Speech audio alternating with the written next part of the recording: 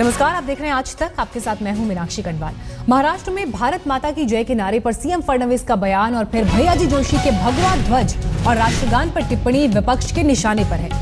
विधानसभा में एनसीपी और कांग्रेस ने इस मुद्दे पर सरकार को जमकर घेरा।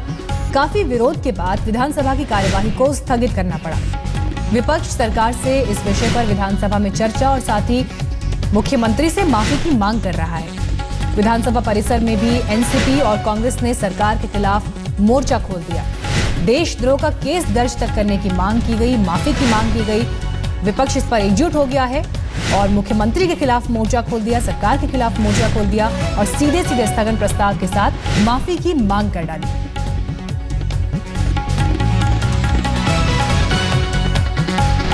नासिक में एक रैली में मुख्यमंत्री देवेंद्र फडणवीस ने भारत माता की जय के नारे को लेकर ये कहा कि जो लोग ये नारा नहीं लगाते उन्हें इस देश में रहने का हक नहीं। और इसी बयान को लेकर विपक्ष ने यह हंगामा शुरू किया। इससे पहले भैयाजी जोशी का बयान वंदे मातरम पर जो सामने आया था,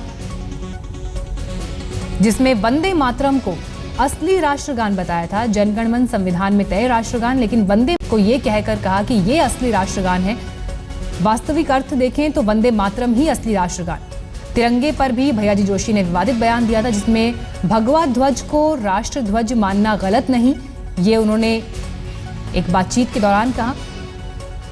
भगवा ध्वज के बाद तिरंगा आया और इस बयान को लेकर साथ ही मुख्यमंत्री का जो बयान है, इन दो बयानों की कड़ी आलोचना विपक्ष की तरफ से की गई। सदन में हंगामा हुआ, स्थगन प्रस्ताव लाने की कोशिश हुई और उसके साथ ही चर्चा को लेकर बात कही गई और सीधे सीधे मुख्यमंत्री से यह मांग की गई कि वो अपने बयान पर माफी मांगे। एनसीपी, कांग्रेस दोनों इस पर एकजुट, सरकार के खिलाफ नारेबाजी की, हंगामा किया।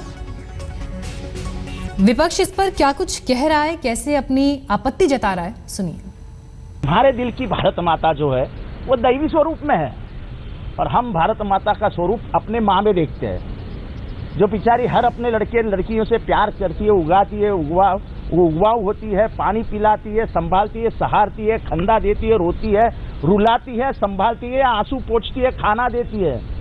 वो गरीब है, वो उपेक्षितों की माँ है, यहाँ के दलितों की माँ है, यहाँ के इस्लाम धर्मियों की माँ है, यहाँ के क्रिश्चियन धर्मियों की माँ है। वो हर आदमी की माँ है जिसके पैर इस जमीन पे है। वो कुछ ही लोगों की माँ नहीं है। हमें सर्वसमावेशक माँ चाहिए, उनकी मां सर्वसमावेशक नहीं है। दरअसल महाराष्ट्र के मुख्यमंत्री देवेंद्र फडणवीस ने एक सभा को संबोधित करते हुए कहा कि जो लोग भारत माता की जय नहीं बोल सकते उन्हें इस देश में रहने का अधिकार नहीं। हालांकि उन्होंने बाद में अपने इस बयान पर सफाई भी पेश की।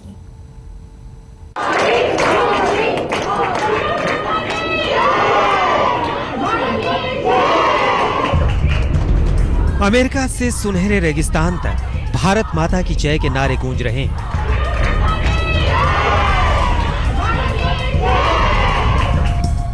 और जिसे शस्त्र श्यामला कहा गया, उस धरती पर, उसी देश के नाम पर, उसी देश के जयकारे पर कोहराम मचा है। मैं कहता हूँ भारत माता की जय, भारत माता की जय। मैं नहीं लगाता नारा, क्या करते आप? राजनीतिक और धार्मिक बयानों के अंधड़ चल रहे हैं और देश के तमाम जरूरी मुद्दे इस अंधड़ से उठी मिट्टी के ढेर तले दब रहे हैं। मैं नहीं लगाता नारा, क्या करते आप? मेरे गले पे छुरी भी रख देंगे तो नहीं बोलूंगा मैं, क्योंकि हिंदुस्तान के कॉन्स्टिट्यूशन में कहीं पर भी लिखा हुआ नहीं है भारत माता की जय बोलना। कोई आदमी टोपी खड़ा होकर के टोपी पहनकर के खड़ा हो जाता है, बोलना भारत माता की जय नहीं बोलूंगा, मुझे मेरी गर्दन काट लो।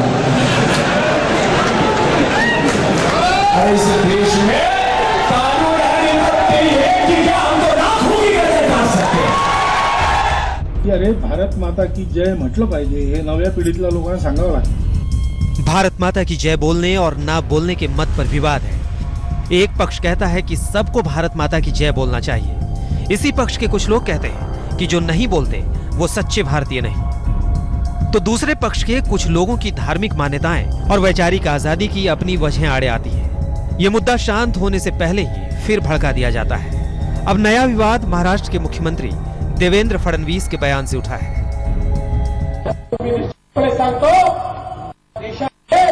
या देशातल्या कोट्यवधी लोकांचे मत आहे की भारत माता की जय या देशात म्हणावंच लागेल आणि जे लोक भारत मातेचा जय जयकार करत नाही त्यांना या देशात राहण्याचा अधिकार देखील नाही.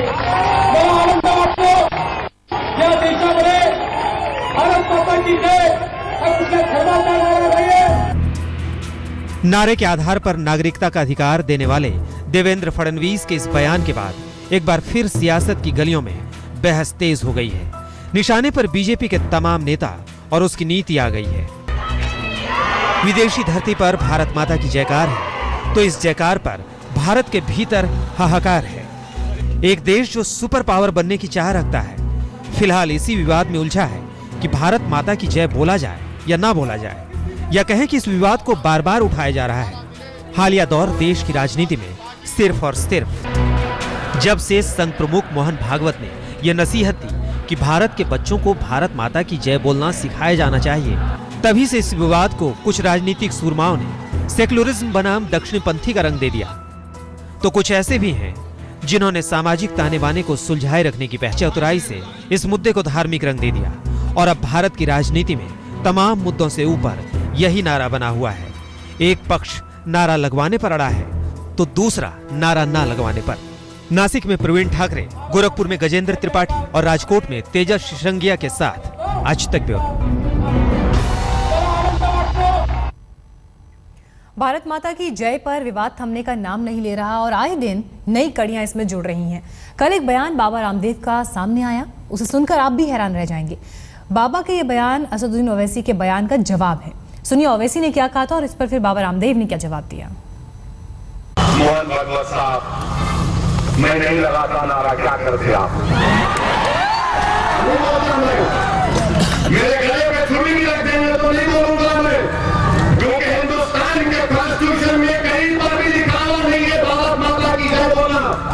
हिंदुस्तान के कॉन्स्टिट्यूशन में टोपी पहन करके खड़ा हो जाता है, बोल मैं भारत माता की जय नहीं बोलूंगा, मुझे मेरी गर्दन काट लो. अरे इस देश में कानून है कि क्या हम तो लाखों की गर्दन काट सकते हैं. बड़ी खबर इस वक्त योग गुरु बाबा रामदेव की तरफ से आ रही है. बाबा रामदेव ने एक हैरान कर देने वाला बयान दिया है. बाबा रामदेव ने एक भीड़ को वो संबोधित फुटवर्क करेक्ट. दिस इज कोली वेरी बी. Maintain this. Hi, this is Kohli, very